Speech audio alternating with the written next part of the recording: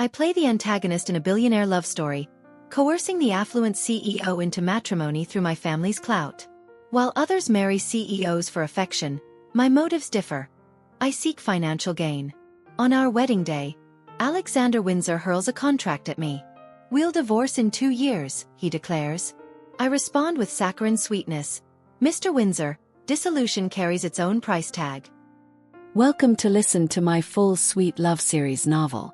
I'm the blogger and I'm Twilight's novel. Now let's start the main story. The day we obtained our marriage certificate, Alexander slammed paperwork before me while lighting a cigarette. "Sign this agreement, perform as my spouse for 24 months, he commanded with frosty dignity. His impeccably attired assistant stood respectfully nearby, the atmosphere as formal as a corporate negotiation. I impressed myself by managing laughter in such circumstances. Alexander narrowed his eyes, removing the cigarette as smoke curled around his furrowed brow. "What's so amusing?" "My apologies, Mr. Windsor," I replied, swiftly scanning the document with professional poise. "Am I to understand you're employing me to feign being your wife for 2 years with monthly compensation?" Alexander appeared startled, clearly unprepared for my mercenary interpretation of our union. Yet ours was an arranged marriage between powerful families. He desired no emotional entanglement, nor did I.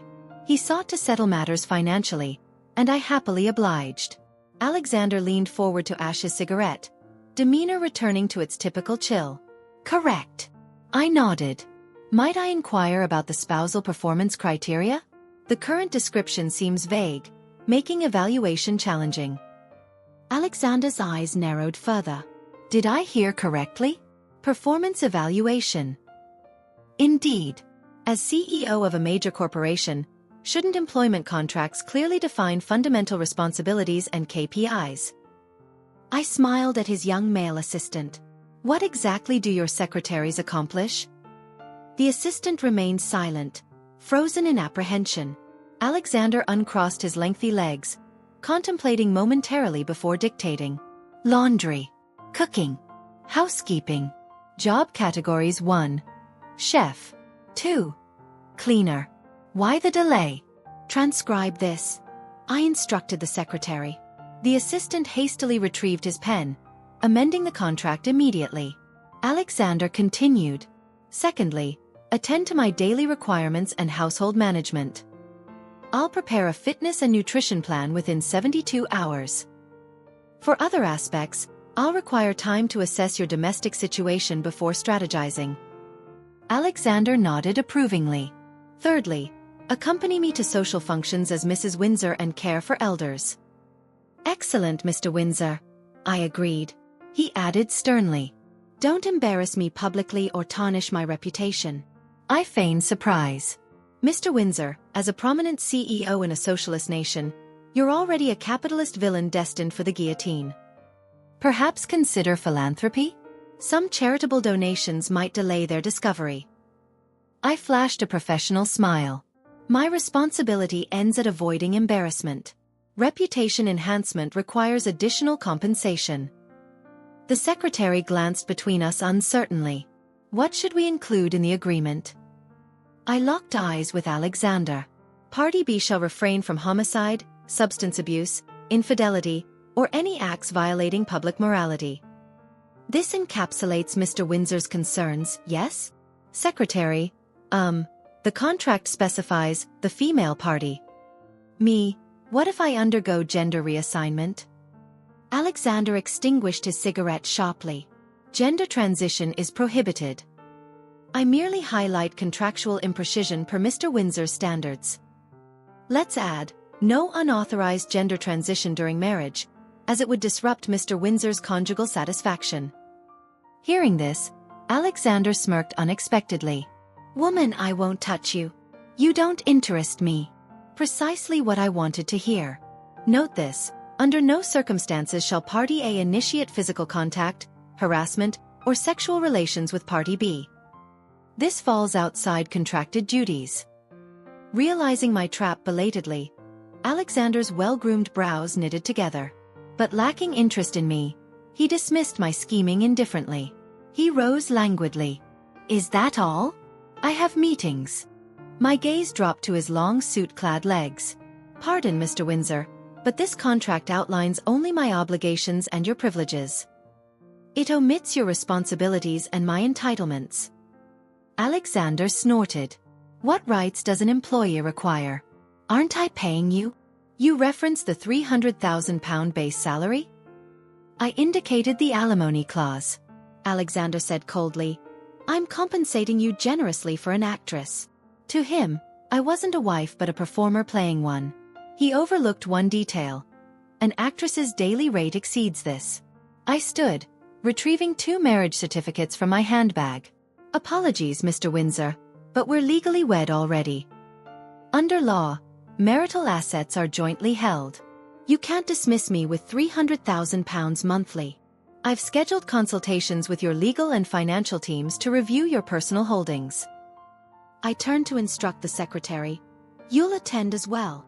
The assistant appeared bewildered. Huh. I frowned. You expect me to minute the meeting personally?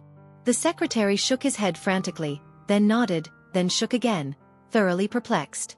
Collecting my Hermes bag, I departed in stilettos. Pausing at the threshold, I glanced back at Alexander's stunned expression and winked. Please organize and email your personal account details to me by 8 p.m. tonight. Alexander's countenance turned glacial. Woman, you intend to manage my finances? Me, I hold senior accounting certification. Do you? Alexander seemed momentarily speechless. I smiled. My financial services for the coming 2 years will incur separate charges. Thank you. The semi-transparent glass wall reflected Alexander's trembling hand relighting his cigarette as I exited. Most pursue billionaire marriages for love. Not I. My motives are purely monetary. No need to navigate male emotions. Yet I'll share assets after 2 years? Where else exists such an advantageous arrangement? I'm becoming wealthy. That evening, I organized the Windsor residence, changing into silk loungewear with spa-appropriate makeup. Prepared to welcome Alexander home properly. The electronic lock sounded. Alexander Windsor entered unhurriedly, his tailored black suit accentuating his tall frame. Noticing me, his eyes flickered with intrigue. Why are you dressed this way? I bowed exaggeratedly, adopting a sultry tone. Welcome home, Mr. Windsor. Alexander recoiled slightly. What are you, a maid? I'm working, I explained straight-faced. One's treatment of family reflects true character. Alexander loosened his tie. We're not family. I approached to remove his jacket gently. Don't feel burdened by family, Mr. Windsor. Even influencers call followers family. Leading him to the living room, the formerly stark modernist mansion now brimmed with floral arrangements and balloons. Alexander surveyed the decorations coldly. What's this? I neared him, gazing upward sweetly. Mr. Windsor worked diligently today. I prepared modest appreciation. His lips curled mockingly. Don't imagine small favors will sway me. He critiqued the floral arrangements mercilessly. Flowers are worthless, aesthetically pleasing yet functionally useless. Only women appreciate such. His diatribe halted abruptly. What's that? Alexander dashed toward an Ultraman figurine displayed prominently. Following apologetically. Forgive me, Mr. Windsor. I didn't realize you disliked purely decorative items. I'll list it on eBay immediately. I reached to remove it, but Alexander snatched it up first, cradling it reverently. What nonsense! All show and no substance? This is taro. Yes, Mr. Windsor. My lips twitched upward slightly. Time to reel him in. Oh, regarding those account details you forgot to provide today. Given your busy schedule. Alexander's gaze turned icy instantly. So that's this display's purpose? Mr. Windsor, if I wanted your money, I wouldn't resort to theatrics. You've forgotten, marital property is jointly owned legally. Observing his discomfort, I smiled. Are you hungry? Would you prefer to shower or dine first? Alexander glanced at my face, then lower, lingering on my calves before saying disdainfully. Don't fantasize. I've no interest in consuming you. Me, I asked if you want dinner or to shower first. Alexander coughed twice. Shower first. I pulled out a dining chair. Dine first then. Bathing on an empty stomach risks fainting. Alexander sat angrily. Then why ask? Mr. Windsor dislikes consultation, preferring to follow my lead? I smiled slightly. That's fine too, saves effort. He frowned, preparing to retort, but I continued smoothly. Activating warm lighting, I served oatmeal with walnut yogurt and fruit. You likely drank heavily tonight. Liver supplements would help. Alexander wiped his hands fastidiously with a provided towel before tossing it aside. His piercing gaze fixed on me. Don't imagine you can manipulate me. Clasping hands prayerfully. Regardless of your feelings toward me, I hope you'll prioritize health and continue earning. Our family's asset growth currently relies solely on your efforts. I dread imagining your collapse mid-success, leaving me a youthful heiress. At this thought my eyes brightened. Straightening, I met Alexander's gaze with a playful smile. Alexander's hand trembled, clattering his spoon. He glared. I've already drafted a will. You'll inherit nothing. Abandon such hopes. I sighed disappointedly. Becoming a wealthy young widow wouldn't occur imminently. Post-snack, I escorted Alexander upstairs, opening the bathroom door to reveal scented candles and rose petals. Chamomile tea awaited by the tub. Alexander leaned against the doorframe, undoing shirt buttons. Must everything become so complicated? These candles attract prosperity. Alexander removed his tie, hesitating. I activated comedy recordings before closing the door. An hour later, Alexander emerged robed, toweling damp hair. His loosely tied robe revealed a broad, damp chest. I adjusted it instinctively, inhaling his fresh scent deeply. Alexander clutched the belt protectively. Woman, why remain in my quarters? Checking my watch with a warm smile. Mr. Windsor, I'm still on duty. Does trophy wifehood require overtime? I've always been an overachiever. Noticing his dripping hair. You're not even properly dried. Sit.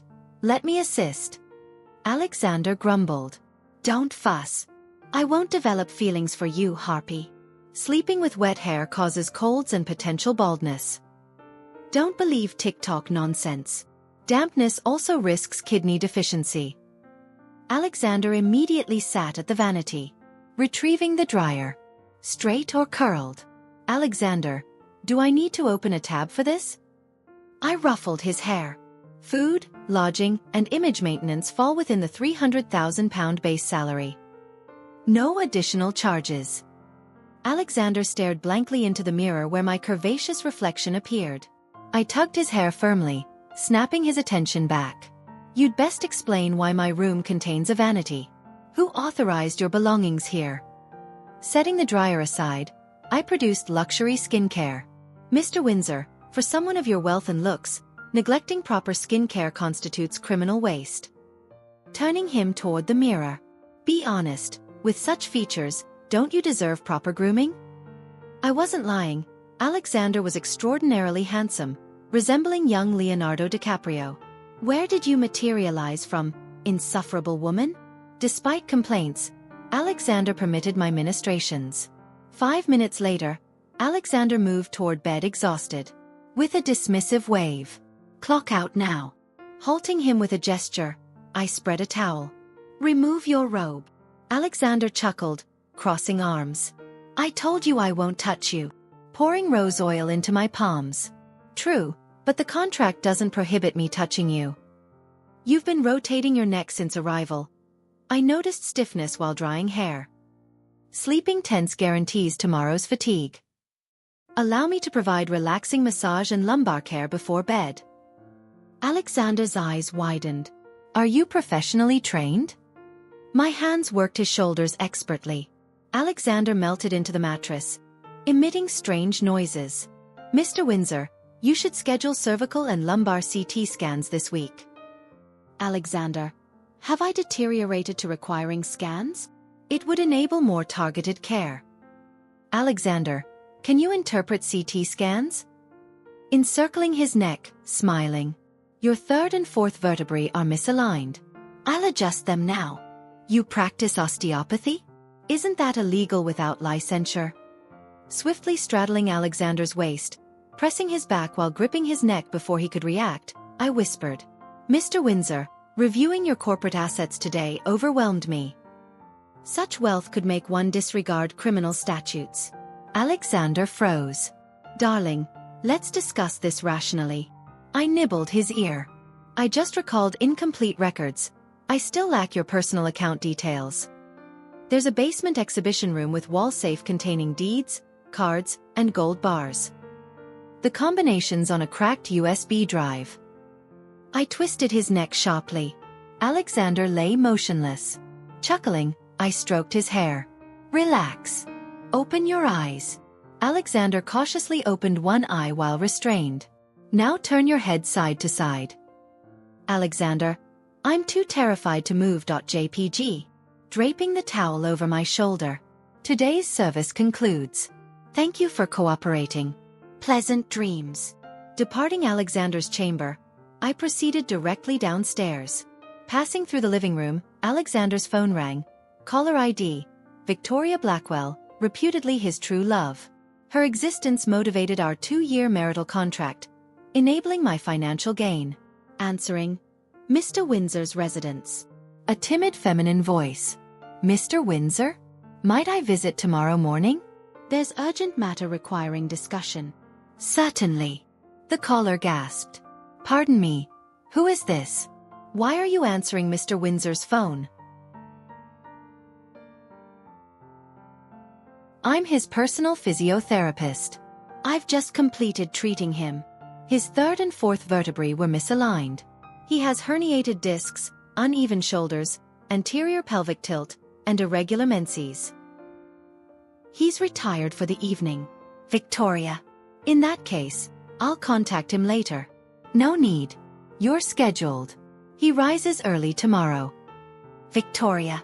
Very well. You're exceedingly kind. Goodbye. Namaste." One should never forget those paving their success. I must meet this woman enabling my fortune. Next morning, Alexander awoke early. After his ablutions, I approached to assist with his tie. Alexander defensively pushed me away. "I'll manage." I smiled calmly. "Mr. Windsor, Miss Blackwell will arrive shortly. You should mind your appearance." Alexander's pupils darkened. "She's coming? When? Why wasn't I informed?" Adjusting his tie. "I'm informing you now." The doorbell rang. That should be Miss Blackwell. Turning to leave, Alexander grabbed my wrist. "Victoria mustn't learn of our arrangement." I observed his grip, betraying nervousness through forceful action.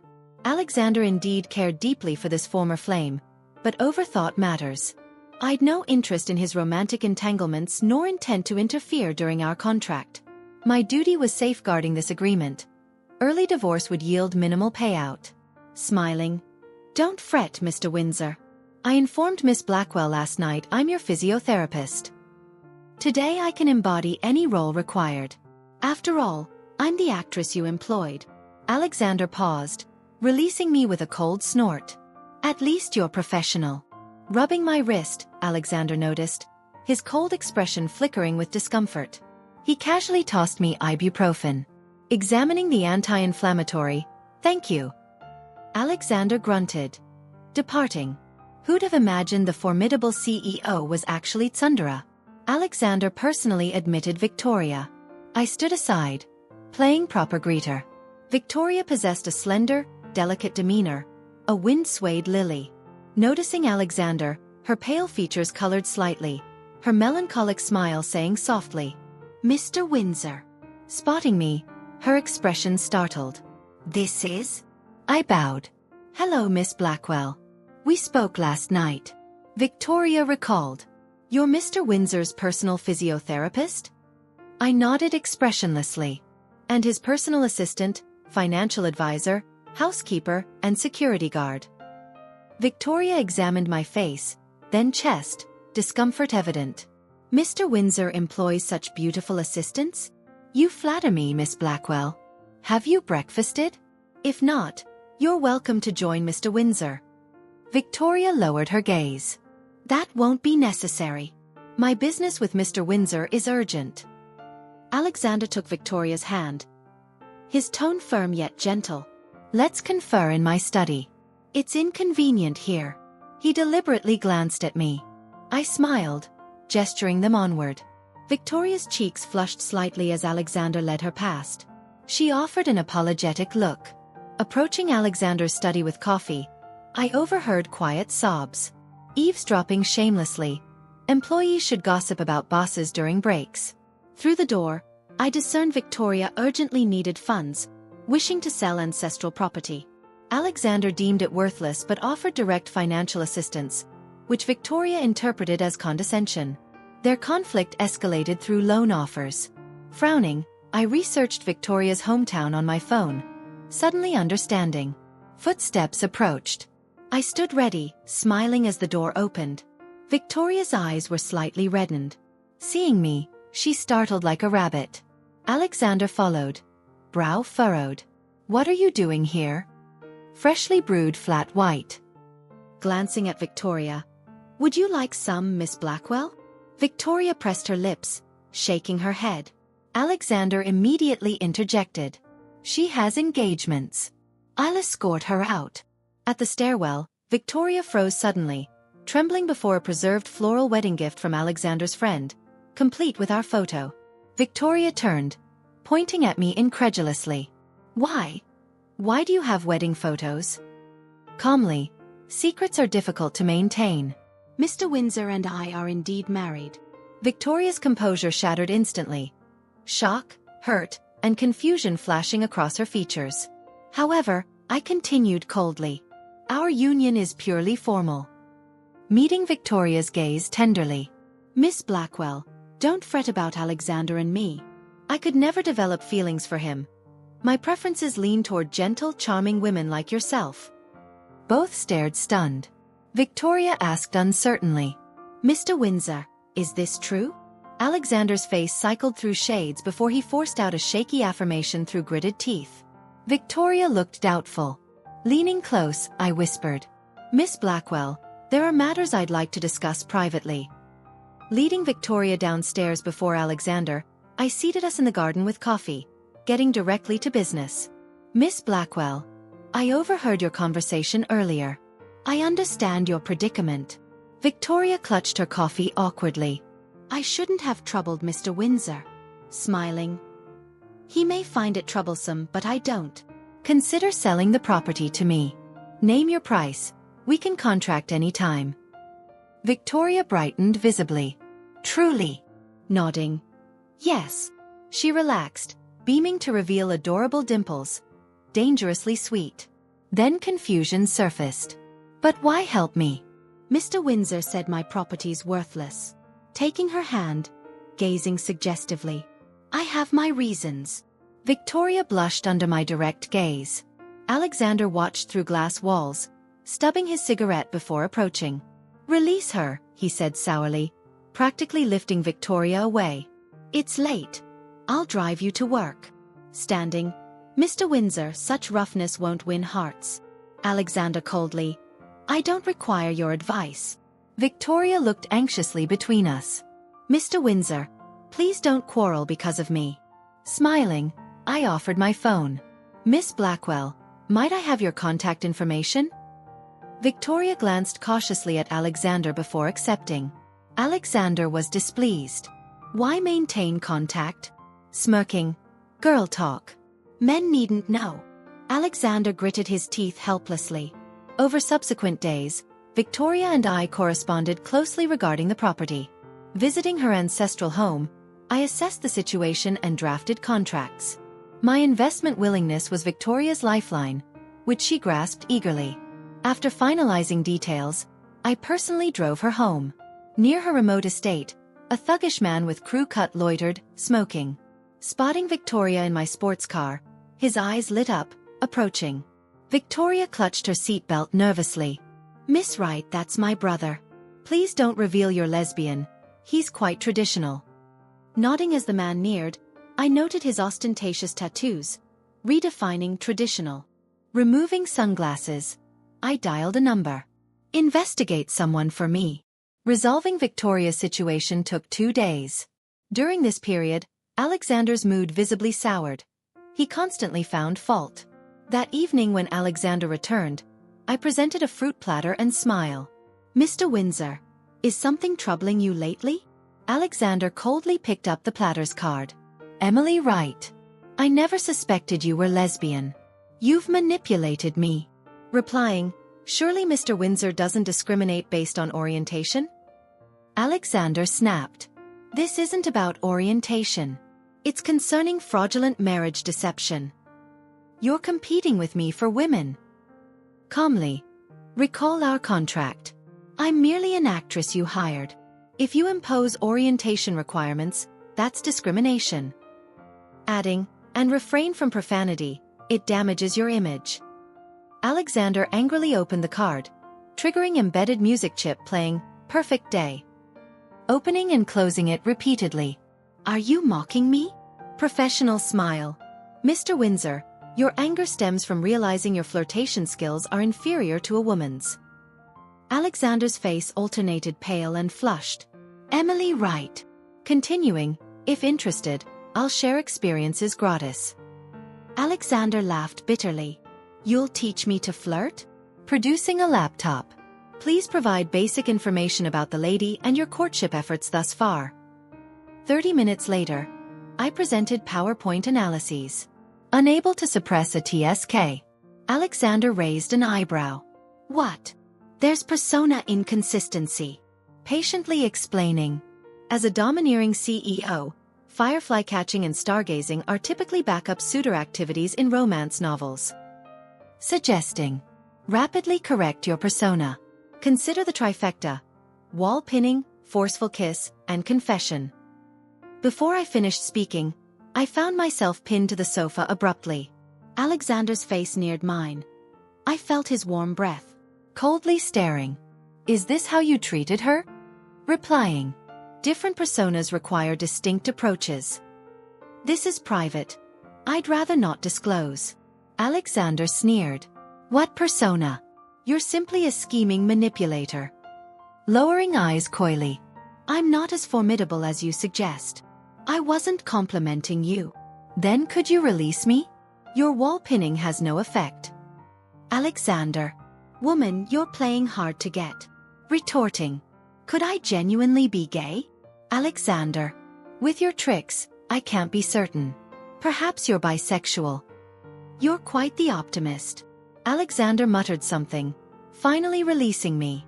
Standing, my phone vibrated. The hospital. "Mr. Windsor, I need the restroom." Adjusting glasses, I proceeded hastily. The hospital's call brought no good news. My father's condition was deteriorating, requiring surgical preparation. Gloom washed over me. After losing my mother, must I lose my father too? Perhaps this was life cycle that adults must endure. All I could do now was preserve my father's legacy. 4 days, I shuttled between hospital and company, not seeing Alexander until exhausted. I returned to find him working unusually in the lit living room.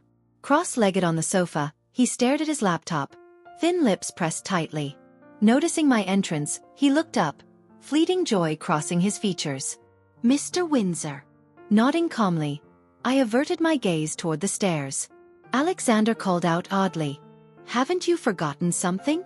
Carefully considering, less forgetting than being too occupied for spousal performance. At my silence he snapped. "My one-stop service?" Near death from exhaustion, he demanded service? Nice concept. Don't reconsider it. "Mr. Windsor, your VIP membership has expired. To continue enjoying privileges, please recharge." Smiling slightly. Previously we activated gold membership. Now it's reverted to standard. Alexander's cigarette, holding hand, trembled slightly. "I need renewal?" Marriage as one-time transaction is root of most marital problems. Could perpetual rights without maintenance exist? That's not upkeep. It's extortion. I am indeed managerial. Producing the contract, I slapped it before him, indicating the large party B text before turning gracefully. "Regardless, I'm retiring." Alexander's muffled voice followed. "How much to recharge?" Had I heard correctly? Alexander tossed his black card onto the table. "Take it, swipe yourself." He was truly yielding? Examining his expression, posture maintained tycoon poise, but between his brows, he appeared dejected, a pitiful puppy. Suddenly he seemed quite cute, evoking comforting impulses. Smiling, I accepted the card. Very well, Mr. Windsor. Highest tier includes complimentary limited edition figurine. Alexander. Add it. Excellent. Annual membership grants additional equivalent service year. Alexander. Subscribe me. £200,000 recharge includes surprise mystery box. Alexander. Proceed. How strange. Why such easy surrender today? His stingy persona had collapsed completely. Alexander muttered. Whatever. It's for my wife anyway. Had I misheard? What did you say? Alexander. I want the figurine specified. Smiling sincerely. Certainly, Mr. Windsor. Right. He couldn't possibly have said that. I expected post-payment difficulties, but Alexander became unexpectedly accommodating, eating whatever served, agreeing readily, making few demands. Far from his wedding day fussiness. Though he made puzzling clingy requests, shared meals, joint study sessions. Grateful for his cooperation, I accommodated these minor requests. Recently, someone was buying shares from board members at premium prices. Naturally, I couldn't fall behind. Arranging to meet board member Lloyd Baxter, he insisted on a karaoke bar venue. Recalling his usual lecherous demeanor, I cleansed my eyes with Alexander's private photos beforehand. However, such minor situations didn't intimidate me. I applied bold red lipstick and selected the most eye-catching bodycon spaghetti strap dress from my closet before heading out alone. The karaoke bar played nostalgic 80s love songs under dim lighting. Smiling, I handed the share purchase agreement to Lloyd. Lloyd held my hand, his chubby face plastered with an oily grin. Emily dear, let's not discuss business yet. Have a drink with Uncle Lloyd first. Taking the wine glass with a coy smile, I snapped my fingers. The waiter leaned in respectfully as I whispered instructions. Minutes later, over a dozen handsome young men filed into our private room, lining up for inspection. Nodding approvingly. I'll take them all. The boys immediately scrambled to surround us, calling me sister repeatedly. Lloyd looked flustered. Emily, what is this? Smirking as a male model brought a drink to my lips. Uncle Lloyd, drinking with handsome boys is the latest trend. They're pleasant to look at, sweet-talk beautifully, and can hold their liquor. Before Lloyd could protest, one lad had already sat on his lap, kissing him passionately. Perfect. If he didn't sign the contract tonight, he wouldn't be leaving this den of male sirens. Just as I reveled in my scheme's success, the crowd suddenly parted. Alexander appeared, his face stormy as he strode toward me. Before I could react, a young model stood and shoved Alexander. Hey man, you can't just barge in and steal clients. Alexander's eyes widened incredulously. The model, half a head shorter, stood his ground in an absurd suit showdown. I burst out laughing. Alexander was succinct. Piss off. When the model defiantly raised his chin, security promptly dragged him away. The others scattered like frightened rabbits. Alexander forcefully squeezed in beside me, pointing at the bewildered Lloyd indignantly. You're not even sparing this type? I had no idea what intel Alexander had received or how he'd found this place. Mr. Windsor, please don't make a scene. But Lloyd smashed his glass angrily. What's your problem, kid? They immediately grappled, Alexander grabbing his collar. That's my damn wife. When separated, Lloyd's face bore several swellings. Wiping blood from his nose, he glared at me fearfully. Emily Wright. Don't ever think you're getting my shares now. Helplessly watching Lloyd leave supported by security, I sighed.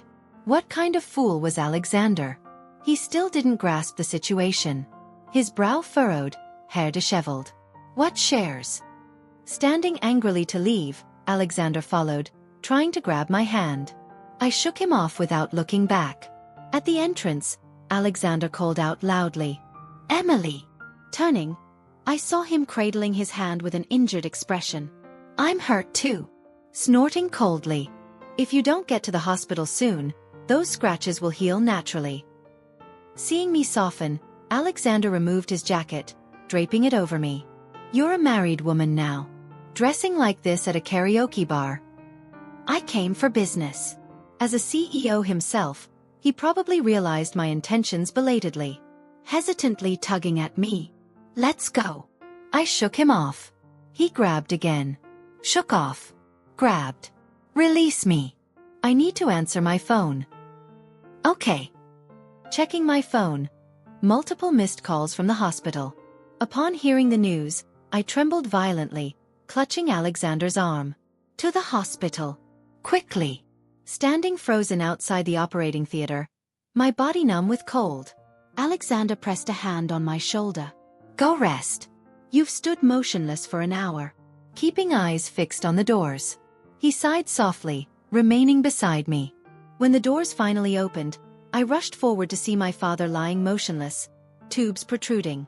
Tears welled instantly, but they wheeled him away before I could properly look. My knees buckled. Alexander caught me swiftly. The lead surgeon removed his mask, face sweaty.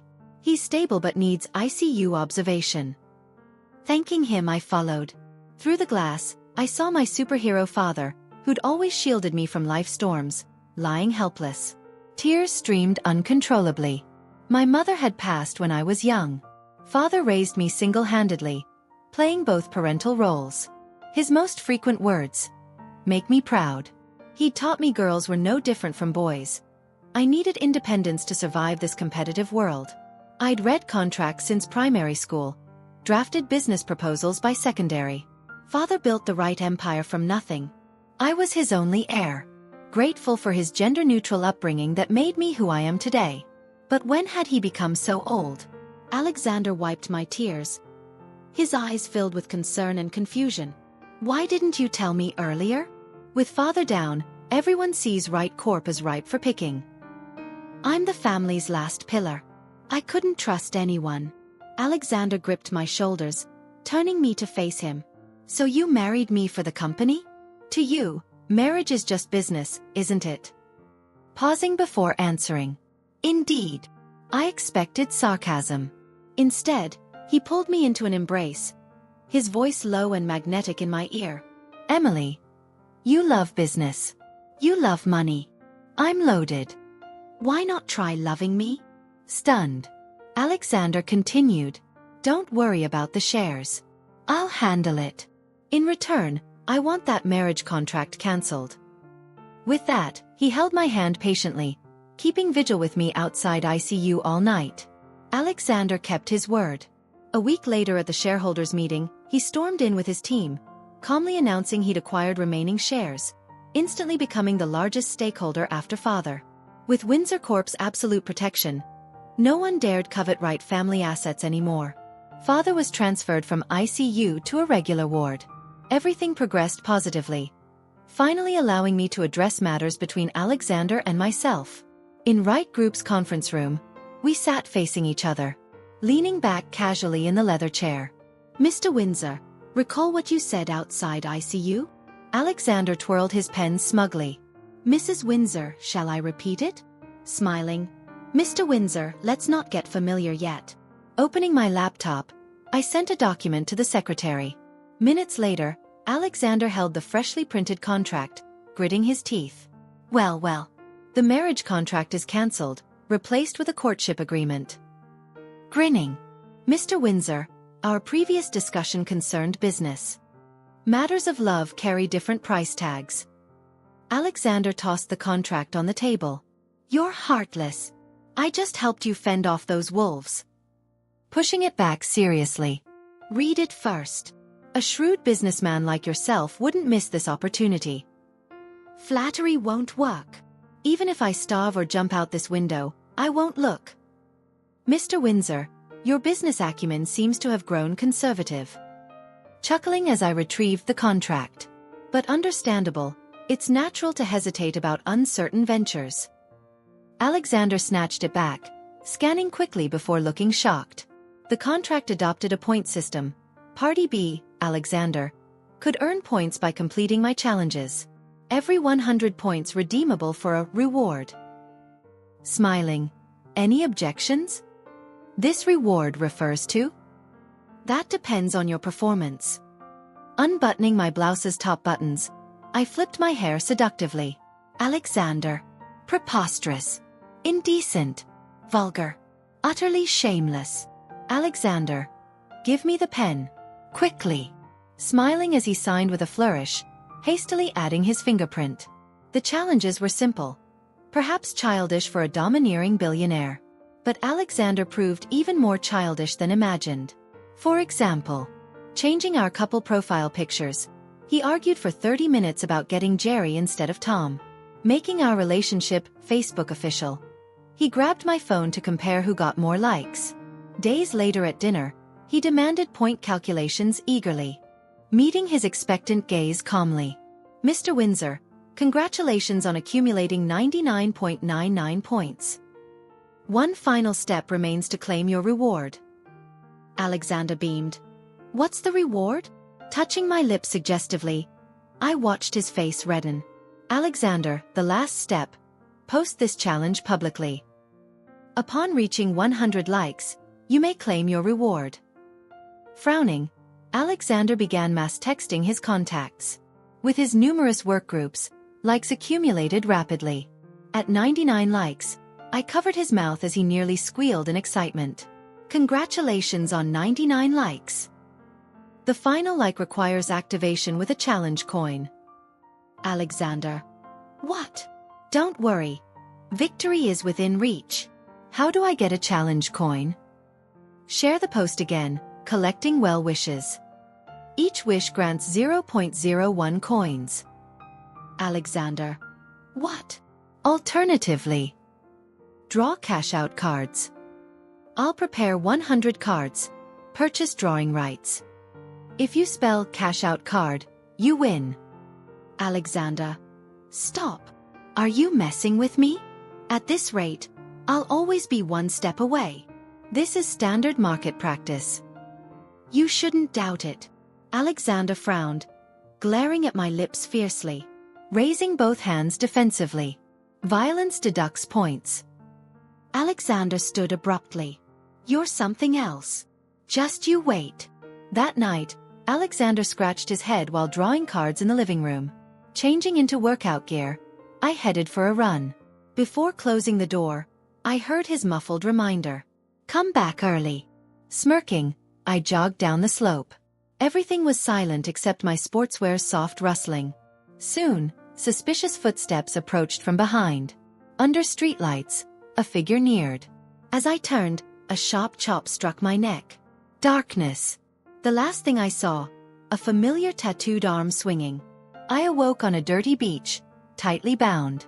The full moon hung pale overhead. Through salty breezes, I saw Victoria's contorted face. The tattooed man, Jake, stood behind her. Victoria gripped a knife, stumbling toward me. Emily Wright. You're not even lesbian. You stole Alexander and tricked me out of my house. Calmly. I paid market price. How is that trickery? But that area's being developed into a tourist attraction. The essence of business is information asymmetry, darling. Victoria shrieked. What about Alexander? If not for you, he wouldn't have left me. Looking at Jake lighting a cigarette. Hey, your woman's pining for another man right before you. No reaction? Victoria kicked me hard. Stop trying to divide us. Spitting out sand. I don't know what Victoria promised you. But whatever it is, I'll pay tenfold. Jake perked up, approaching. Continuing. A fickle woman like her? Trusting her means prison. Kidnapping serious. Not your usual petty crimes. Release me, and I'll make you wealthy. No charges. Victoria suddenly lunged, pressing the knife to my throat. One more word and I'll kill you. Laughing coldly at her trembling hand. Do you dare? Jake yanked Victoria away by her hair, snatching the knife. Crouching before me, he showed his phone, a bank account. Transfer £5 million.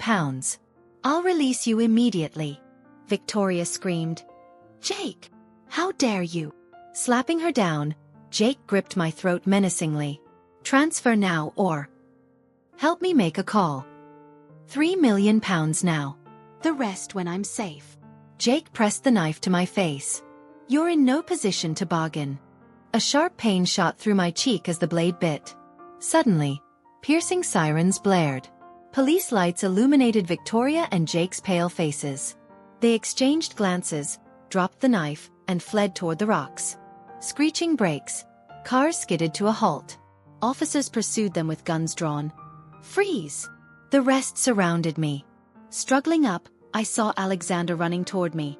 More disheveled than I'd ever seen him. Sweaty, red-eyed, he fumbled with the ropes, pulling me into a crushing embrace. He trembled violently, kissing my hair and dirty face repeatedly, his voice shaky. It's all right now. I'm sorry I was late. Emily. Burying my face in his neck. Warm tears flowing. My vision blurred. Suddenly transported back to a sweltering childhood summer day. Young Alexander, sweaty and determined, had finally caught the blue-patterned butterfly I wanted. What had he said then? Puffing his chest, flashing a gap-toothed grin. Emily, you should marry me when we grow up. I promise I'll catch you even more butterflies. My heart clenched suddenly. Looking at the disheveled man before me now. 1,000 butterflies took flight in my chest. Alexander and I sat facing each other again. I tossed 2 contracts onto the coffee table. Alexander collapsed onto the sofa, exasperated. Not more contracts. Glancing sharply, he immediately straightened. I'll sign any contract. 100 years, 200 years, 800 lifetimes. Scooting closer, leaning on my shoulder. Whatever my wife says. Rolling my eyes, I picked up the contracts slowly. Look closer at what these are. He peered. Prenup?